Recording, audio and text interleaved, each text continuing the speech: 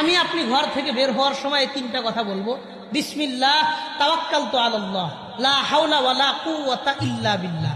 বলেন বিসমিল্লাহ তাওয়াক্কালতু আলাল্লাহ লা হাওলা ওয়ালা কুওয়াতা ইল্লা বিল্লাহ।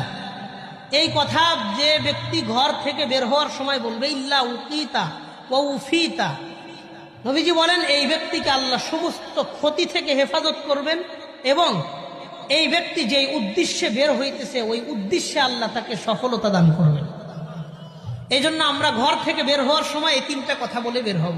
আপনি গাড়ি নিয়ে বের হন, নিজে বের হন, কোথাও যাইতেছেন দূরে কোথাও, তিনটা কথা বলবেন, বিসমিল্লাহ তাওয়াক্কালতু আলাল্লাহ লা হাওলা ওয়ালা কুওয়াতা ইল্লা বিল্লাহ।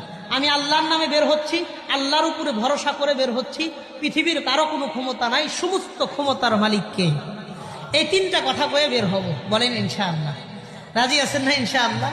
আল্লাহ আমাদের সবাইকে মানুষের বদনজর, জাদু টোনা থেকে নিজে বেঁচে থাকার, নিজের পরিবার নিয়ে বেঁচে থাকার আল্লাহ তৌফিক দান করেন। কোন আমিন।